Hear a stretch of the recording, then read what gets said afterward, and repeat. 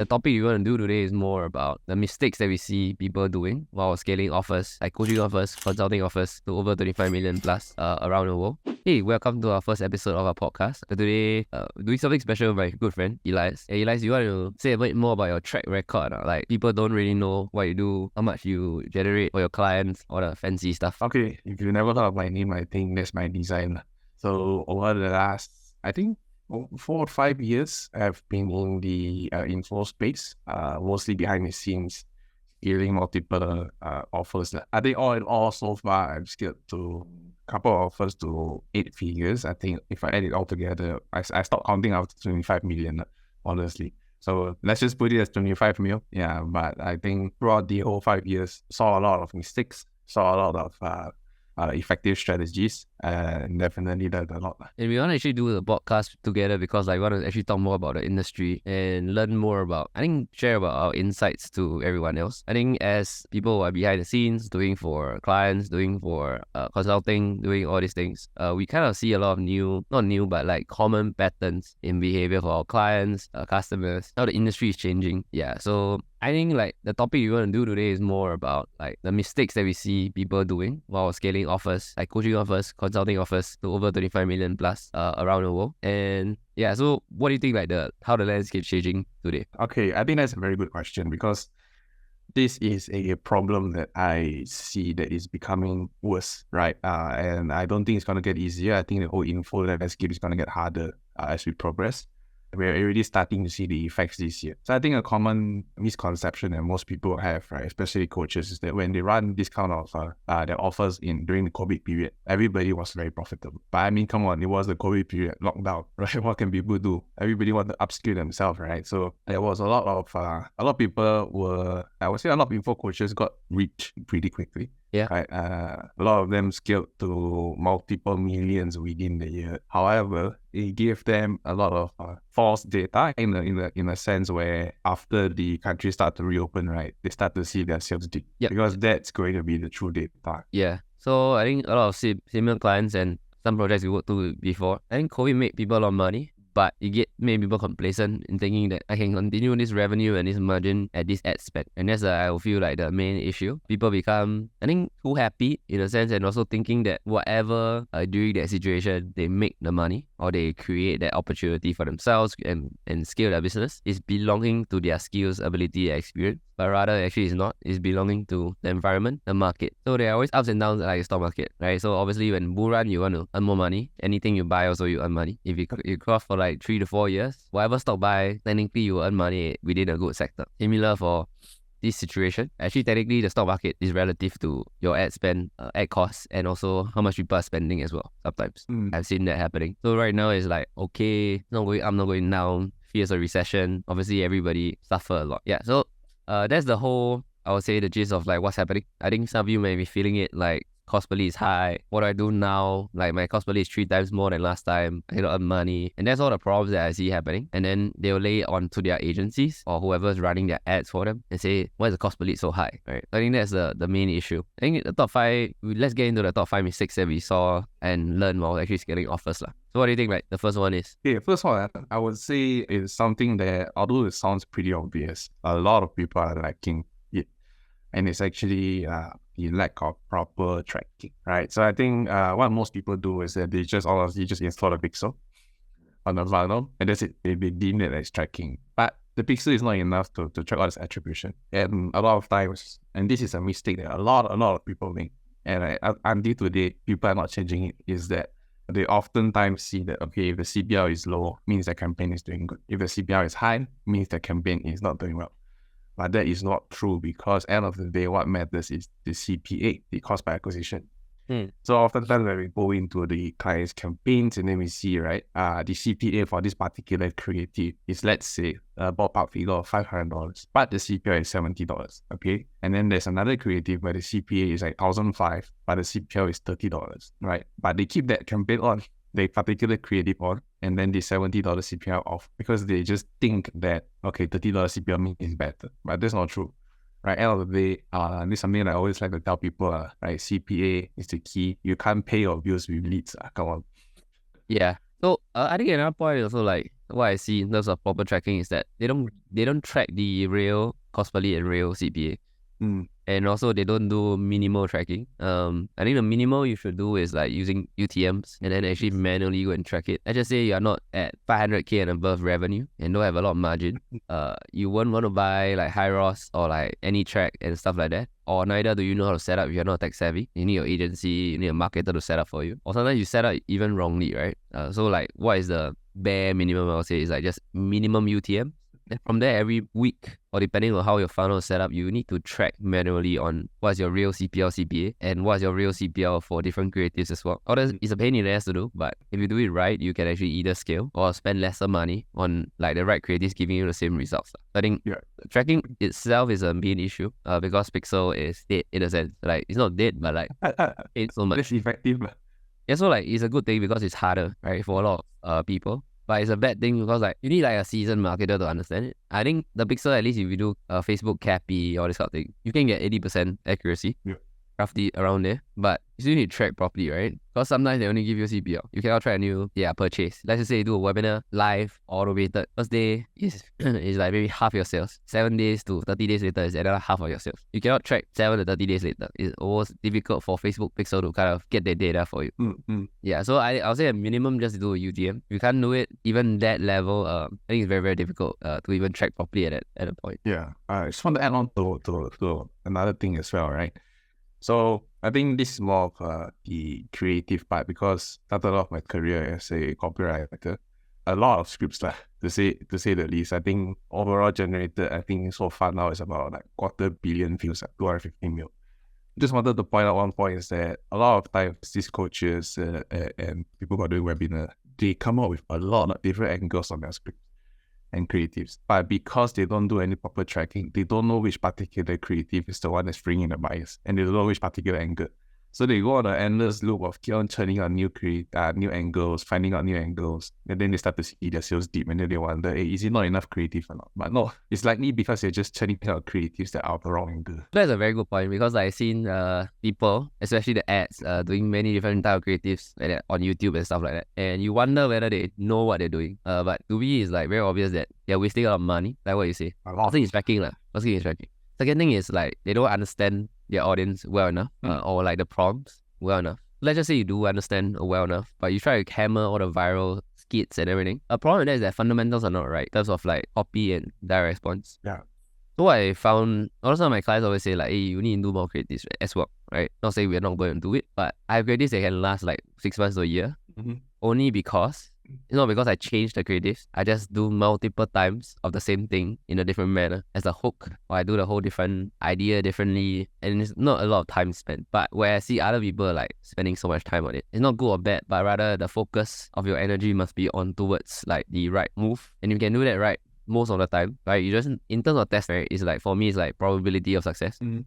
Instead of like blind testing. So most people blind test a lot of their creatives, a lot of their tests, a lot of their even funnels and copy, but you want to do more systematic testing and more like when you do a bet, you gamble, you want to bet on odds that are better for you most of the time. Then sometimes you bet on odds weird or like very, very low because like you want to have a home run once in a while, and that's how you do it. So you play in a safer manner. If you keep betting on home runs, it will work but it's very, very painful, and like I would say like every day you're very stressed because like you don't know whether money's going to come in, your cost per lead, is it low enough, you're going to get enough leads in your webinar and your VSL, your email list, and then just not fun for you long term because like it's not stable. Your business is like roller coaster. It's like an extreme roller coaster, and the emotional roller coaster will kick in.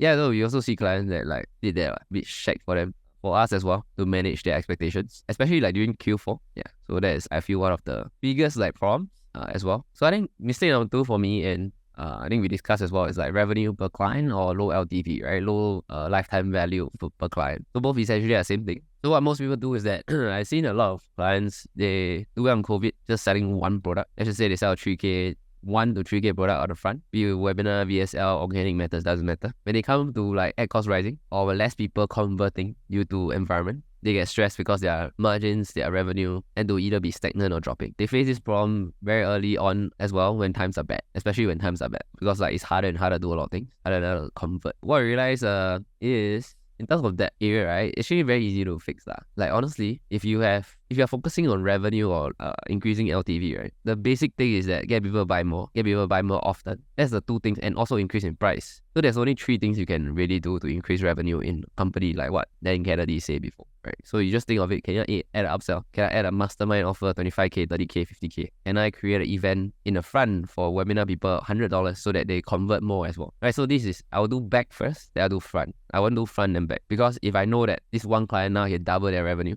and on average, right, each of my clients, I add 50%. So that's like adding 50% more revenue, maybe like 40% more margin, 30% more margin. Imagine doing that, and what will we do for a business? Sometimes some clients that do 200, 300K in revenue, they instantly become 700, 1 mil, and then they can spend more money with a certainty that they know they're going to get it back. Right? The mindset is very, very different. Instead of like, I need to make this work and sell 1K, I need a CPA need to be $500. It's very, very difficult sometimes at different stages as well. So that's how I like experience it with a lot of my clients as well. How do you experience it? I think it's similar. There are clients that when first came to us, they only had one offer, which I usually call it the L2 offer. L2 is basically the webinar, starting to the bootcamp.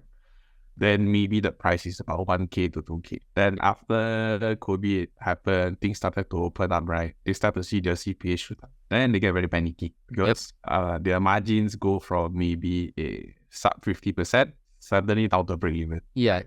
Yeah. So like what you mentioned, adding a back-end offer, either a high-ticket mastermind, or maybe if you're a coach, your time is a lot more valuable, right? People usually want access to you personally, or this you can also sell your time, like personal access to you, this kind of thing. Some people do add softwares into the back end for recurring revenue. There's a lot of ideas lah. Yeah, but just one thing I want to emphasize also is that this is something that I shared with my team not too long ago, is that the cost per lead rising is inevitable. Paid ads are always going to be more expensive.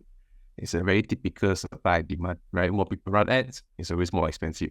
A lot of mistakes that most businesses make that I see is that they are always very reliant on keeping the CPL low. Yeah. And whenever there's a spike in CPL, their business gets affected overnight. To me, it doesn't really make a lot of sense to put so much of your time, energy, and stressing people out to build a system. Playing over that point, right? Yeah. So I just want to say, like, is the ability to actually lower your cost per lead by like 50% is hard. Very. Insanely hard. So there's a lot of agencies that guarantee, hey, I can lower your ad cost, no problem. Okay, fine. And they know I really have track record on it as well. So like there's a weird thing. So they guarantee that, right? Like they guarantee one of my consulting clients 50 to 100% decrease in CPL. I'm like, unless you're doing something entirely different from whatever they are doing, the current agency is doing, it's almost impossible to do it. So why do I say that? Right? It's unless you're widening it top funnel, you are saying that creating brand new creatives that are godlike, right? Meaning like you're doing Harmon Brothers style, all this, but at what cost? The problem is at what cost, right? But they're not. So I'm thinking like, how is it possible to do that guarantee? I know it very, very well that you're not going to hit the guarantee at all. And if I'm the client, I will just immediately ask you for a refund. But I think that there are agencies doing that. I'm not saying it's good or bad, but right, you need to understand that unless you're doing something different, you get different results. If you're doing the same thing, there's only a limit to how much optimization you can do. You can change the angle, you can change this and that, right? You can make it more news related. It doesn't matter. But what matters is more like how much revenue you get per client. Your CPA lower than your revenue per client. And then if you can do that well, sustain well, over long term, you can make money. Yeah. So I think lowering CPL is honestly quite easy. There are a lot of ways to lower. But you want to get a quality people and a low CPA, that is different. Yeah, that's very clear. Yeah. So I think end of the day, if you're a coach watching this, right, I think it's good to have your team create a system or create a process, a systemize, put in the energy of how to increase the revenue per client. Because those businesses that manage to scale to 10 mil plus and beyond with at least 60% margins, their revenue per client is always very high, extremely high. And if their CPL is $100, they don't really care. I've seen like companies at 20 million, but their margins are like less than 5%. That's terrible. I was working for a hobby. Oh, that's just very stressful, I would say. As a founder, if you're the one selling it, you're the one doing it, most of the stuff that's driving revenue, but then you pass everything all to your staff, your team members, your salespeople. At the end of the day, what am I doing this for? It's for them or for yourself. I think in the end, you need to understand your goals. If you want to build a very, very big company, fine, you need to do that sometimes, not all the time. You're building for longevity, you're building for margin, then it's like totally different. So like understand, being clear about your business is more important. What you want in your business. Yeah. Right. All right. I think the next point is something similar as well. So like example, you do webinars only, or you do VSLs, you do workshop funnels, you do low ticket. The main thing I see is that at a certain level or certain point, everyone will do the same thing. All funnels will become the same in the end because they see you making money from it. They follow you, they funnel you. Right, that's what most people do. In the end, they don't really have lead diversification or like new traffic source, alternative traffic sources, alternative funnel sources as well, or what we call lead source. So example will be, if you run a webinar, you only have that webinar funnel. If that webinar funnel goes to shit, you die. So how do you have a longer term vision and be willing to spend money is through maybe a lead magnet, maybe creating your YouTube channel, maybe doing more outbound if you are more related to, like, you can do outbound, doing more events, you can do door-to-door knocking, you can do a different low-ticket funnel, you can do a VSL funnel. Doesn't matter what you do. The main thing is that, you can use a different platform, right? You can use YouTube ads, you can use Facebook ads, you can use TikTok ads, you can use Pinterest if you're in US as well. In the end, it's like finding what works so that you can diversify. So a lot of people say that you need to put like everything into like Facebook. Focus on there, get good at that. That's true to a certain extent. Okay, so caveat is that I'm not saying that throw everything in Facebook down, do YouTube ads. Then after, once you do YouTube ads well, ignore it, then do like something else, TikTok. Not asking you to do so many things. The main gist of it is that you need to have like one longer term strategy that can stack, acquisition strategy, right? That can stack onto your funnels, your current business model. So when I say it, usually lead diversification. What most people try to do is they try to diversify like 10 times and then they die. Because everything sucks like for them. They get like maybe 10 leads per platform, 10 leads per like different funnel, and then they just don't know what to do. That's a very bad way of diversification. What I mean diversification, you need to stack onto your current strategy. So you're doing a webinar now, you're sending emails to your webinar anyways, create more leads. How to create more leads? Organic, you can do paid ads, doesn't matter, right? Because the flow of the customer journey essentially is the same. So not like, hey, I need to do a VSL funnel, am I doing a webinar? Why? Like, why are you doing it? And how do you stack it? Right? If you cannot stack it, then it's like, is it a priority to do it? Or is it just like shiny object syndrome, right? Which comes to the next point, right? What we call shiny funnel syndrome as well. Yes, but just wanted to jump in on the lead diversification part. Yeah, so at the beginning of this episode, I would say, we did mention that how the landscape is changing. And those who are able to adapt and see high profit margin are actually doing this lead diversification. So I just want to elaborate on it a little bit more. I think it's very common to see in the info space, offers running. They usually just run Facebook or YouTube ads, webinar, and then they try to close. Yeah. Maybe they do a little bit of retargeting strategy, right? Retargeting, just have the retargeting ad and retarget people who either click or watch the video. That is their bare strategy. Right, and I don't blame them because they tend to model other people, right? But saying that I find it very true is that you can only copy tactics, but you cannot copy strategy, right? There are a lot of things that are happening behind the scenes that you are not seeing, especially in more successful info offers. I think a good rule of thumb is that how many percent of the leads are coming from paid ads? If you are 100%, then you are at the mercy of these kind of platforms. Yeah, definitely. You don't own the platform, so you cannot do much about it. Yeah, so there are other ways to of course, generate leads. Right? We have JVs, right? Then we have affiliates. Referrals. That's something that I learned from you recently is actually the organic strategy, right? If you're able to put the ratio from your paid ads to organic, right? Like instead of 100% paid ads, 0% organic, if you're able to put it down to 70% paid ads, 30% organic, you will see your overall cost per lead drop by a lot. Some of our clients that I do, they're doing well, don't run a lot of ads. Yeah. Usually get 10x returns on ad spend, and our margins are like 70%. The problems, or not the problems, like the main thing they do is like email. I go and set up the email system much more robustly. And it's not difficult. It's like some people don't even email their list after they pay for the ads, pay for the leads, right? They don't even email at all.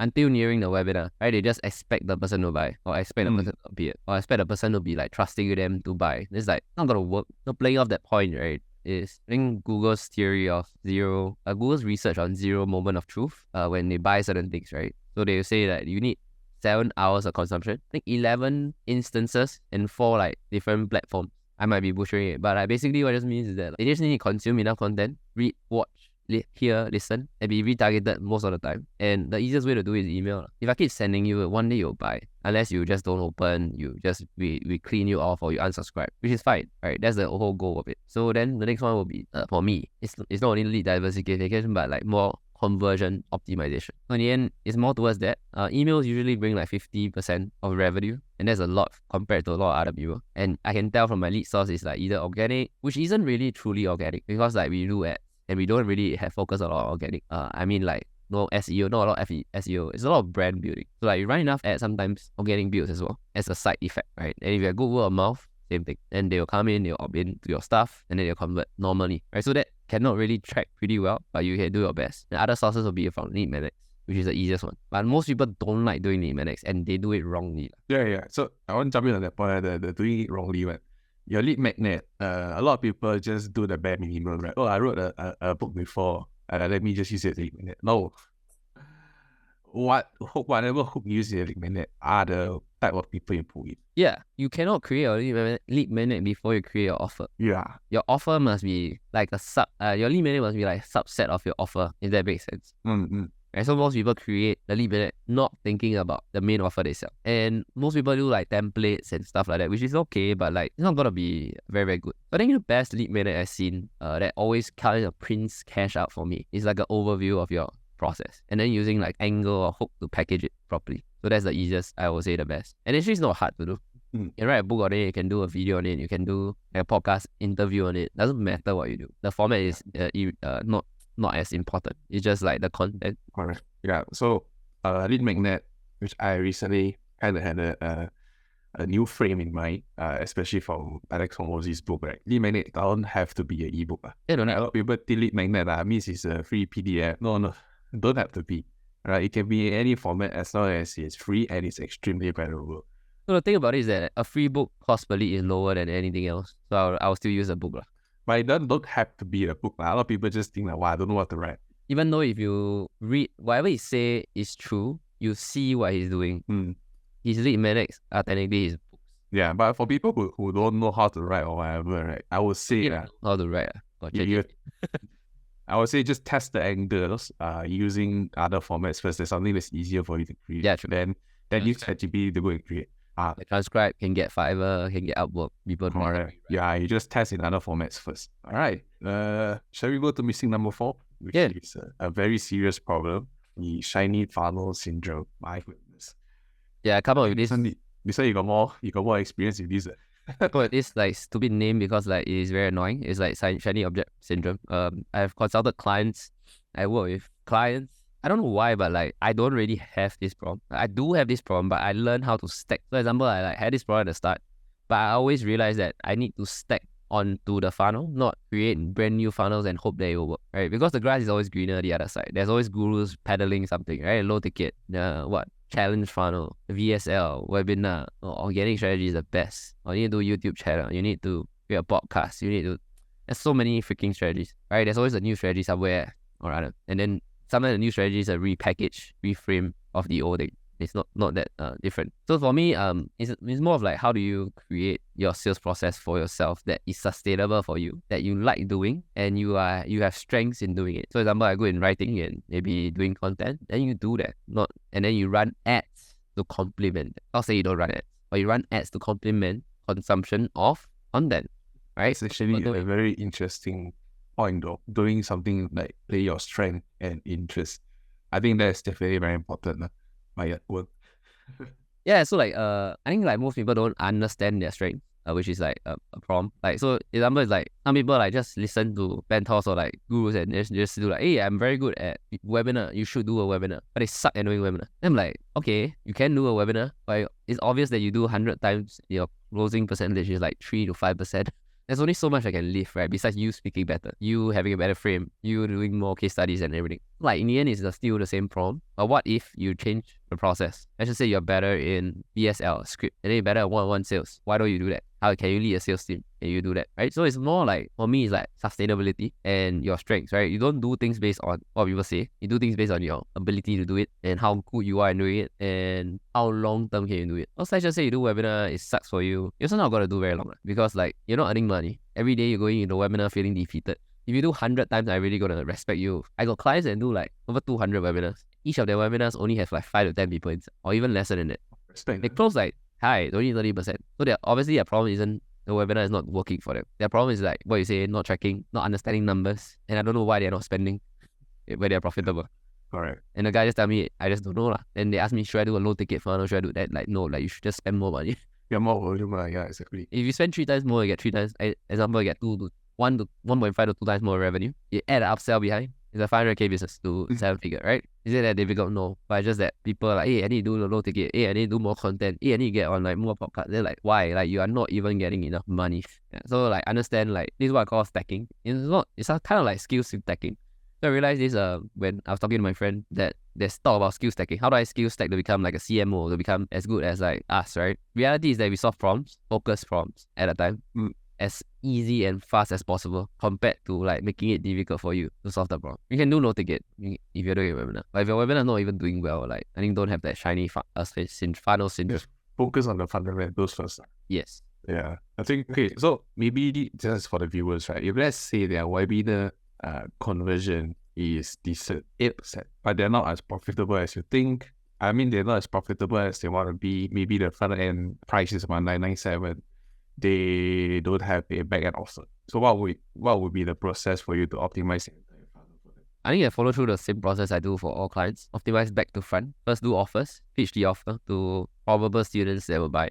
So there's a more wealthy you can tell lah. Yeah, they love you a lot. Sell that to them first. And sell it to all your students. Get that cash influx. Yeah. Now you know you can get a cash influx. Create a sales system within your main core offer that can upsell towards that offer. Let's say you do a webinar pitch. So you do a small pitch on like why people should join. You can do a webinar after the class, why people should join, then do a one-on-one sales call or do a Google Doc invitation. Doesn't matter what you do. Depends on your strength. Yep. Then from there, you optimize conversions, you optimize price, you optimize. If you want to do it more complex, which I don't want, unless you're in a very weird niche that don't really have anything else to sell. So then you can look into, if you don't upsell to sell, look into alternative sources of revenue. Yeah, correct.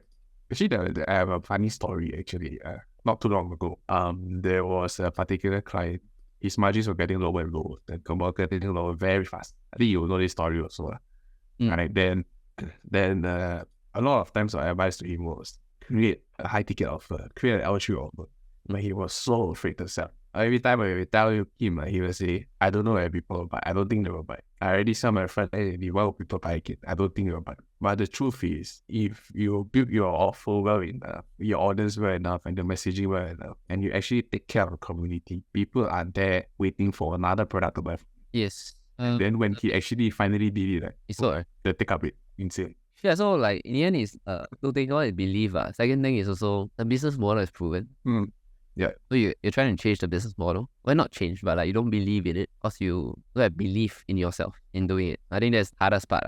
So like I think it's more like archetype of like or like personality type of people. So I know like salespeople, if they sell well, they will sell. They'll just sell. They don't need. I can tell them one thing and they will just do it and they sell it and then they're happy. Most of the time this happens to creative people and artists. So they want it to be perfect. They want their system, everything to be beautiful. They want the value to be like insanely good for people. And it's good, but it's like curse of the artist as well. In the end, never take action. Yeah, because you fall into the curse, right? There's no way I can fix it. So I realized the only way you fix it is what I call trauma. In the end, that's the only way, right? I have talked to clients for 2 years, telling them the same thing, and this year then they change. That's after 2 years of saying the same thing over and over again. So I got 2 clients. One, I asked them, can you just input a setter? Then you can instantly double your calls without you doing anything. Even no matter how bad the setter is, at least you can add 3 to 5 more calls a week. Right now, you put a very, very good setter, 15 calls a week. You cannot even go toilet at this point of time. Because, like, and never go toilet. And you know how much you're spending a month? 3,000. Damn. You optimize back to front. I can spend more money on ads. But if I can increase my ROAS first by looking at opportunities around, that's much easier. Then I spend more money on ads, right? Then so the difficulty of now spending money is very, very low because I can anyhow spend. I can spend any amount and I still will not be faced by the results because I know I will earn money. So that's the beauty of business being profits first as well, I would say. Don't look at like being more profitable, getting more revenue without doing much difference in work. And most of the time, when I actually apply this to business, I think you do as well. It's like, it's just a set and forget. After that, it's like, forever in the system. You just earn more money forever. I did like a follow-up sequence for a webinar based on like text message and WhatsApp. Just across 5 days, I just edited it, optimized it, and generate every single webinar, we generate 20-30% more sales for free. Then after that, I do more, right? Then I add another 5%, another 10%. I just keep stacking it. Yeah, I think what you say is true. It's quite a set and forget thing, but a lot of people are lacking such processes, and there's a lot of money being left on the table. Right. Which is a nice segue to our next, our final point, mistake number 5, which is ego over profit margin. Yeah, so I think one thing I learned from a coach that I recently bought, that he learned from Nick Cosmin, one of Sales Process IO, is status delta. Okay. So that is a very, very interesting concept. So what he deemed as status delta is like more status, but like positioning of status. For example, if I today right now, if I'm wearing a Rolex, I'm wearing AP, whatever watch, my shirt looks like it's damn expensive. My hair is like gel up. My background is like maybe I'm in New York City, high skyrise building. You can see the whole sky view from the back of my. Everything will be slightly.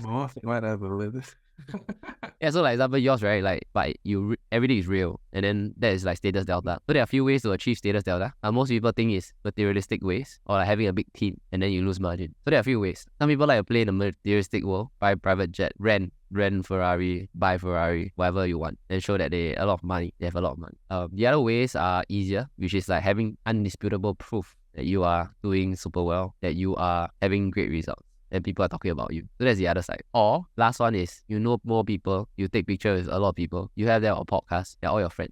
So if you have friends that are doing well and you know them, and people know that you know them, people assume that you are doing well. That you have the status immediately. So these are a few ways you can actually play around with ego, status, and stuff.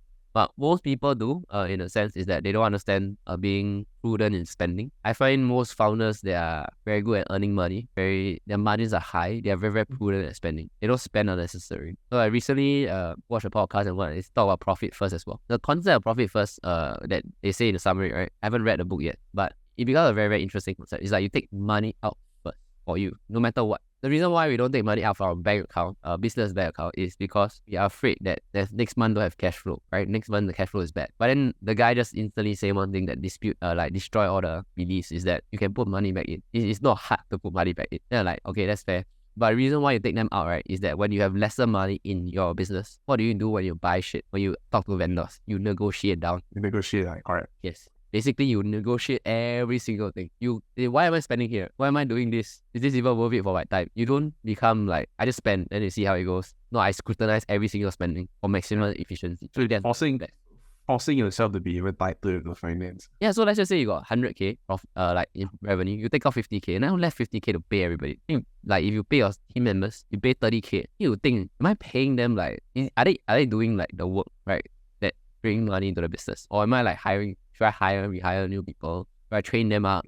All these other things will happen in your mind. But when you have excess money, then you take home 10. You won't think that way. You become a slave to the business. Yeah. Your margins are like crap. I think on my own personal experience, it's regarding the ego over profit margin. I feel in this industry especially, which is quite a high ego industry, they are always chasing revenue. And they are always chasing, this kind of 2CC awards, 2CCX awards, which I have the 2CCX in my storeroom now collecting dust. It's quite easy. I didn't want to get it. And I didn't feel like getting it. It's easy to get. It's damn easy to increase the revenue. I don't want to spend $500 on an award. That's my thing. It's very expensive. But when you apply for the award and it's on the way, right, it's damn exciting. But when it arrives, bro, the excitement only lasts for 10 minutes. Yeah, it's like materialistic things, man. Okay, this is status, this is really status. It's status, but anyway. Yeah, which brings us to a lot of the points that we said before. End of the day, if you are a info business and your margin is not at least 60%, I would say that something is wrong. Caveat is also depending on what scale you are at. What scale you're at, correct. But if you are doing at least 1 mil to 2 mil to 3 mil a year annually, if you're not 60%, there are a lot of things that you can work on, I would say. Yeah, but if you're 60%, yes, there's a lot of problems. Yeah, there's a lot of problems, right? But you'd be amazed that actually a lot of people are not at 60%. A lot of people are like maybe 40 or 30. Okay, so to sum it up, I would say do work on your tracking. Bare minimum, like what Bryan said, is the UTM. Bare minimum. If your marketing team don't know what's UTM, then I don't know. Right? Always track your creatives all the way to tracking which particular creatives are bringing you the buyers. Once you have identified the particular creative, you will then know what angle to use. Then create variations of the angle, create multiple hooks for me, how I do it is that I just change the hook. I don't even change the body copy because writing hooks is much faster than just writing the entire script, and it's much easier for your team to edit, therefore cutting down the workload for your team as well.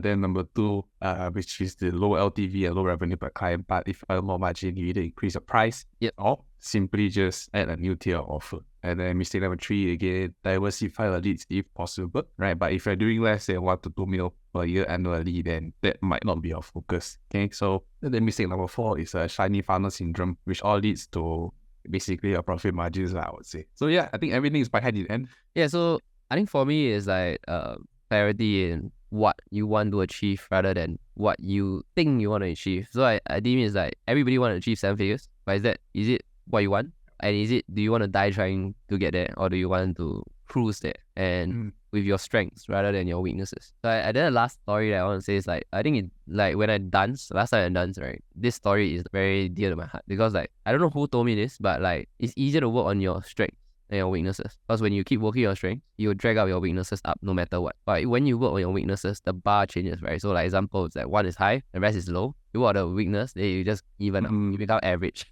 And you don't want to become average, right? You become a like run-of-the-mill, maybe coaching program owner, entrepreneur, which is not very good. But when you keep stacking that skill up, like that one particular thing that you're very good at, everything will get pulled up no matter what. And then you become different, you become more efficient, more focused. And that's what happened when I dancing and I got more and more competition. I won more stuff in the end, right? It took a longer time. But yeah, I think having that clarity is good and important for a lot of people. Yeah, so we got to the end of the podcast. Hope you like and enjoy this podcast. We'll be trying to do more topics, so stay tuned on it. Yeah, basically what we do is basically it's like a documentation for us. Yeah, definitely. Yeah, we just share what we learn because we are actively doing it. So stay tuned for more insights. All right, catch you guys soon. Bye. Okay.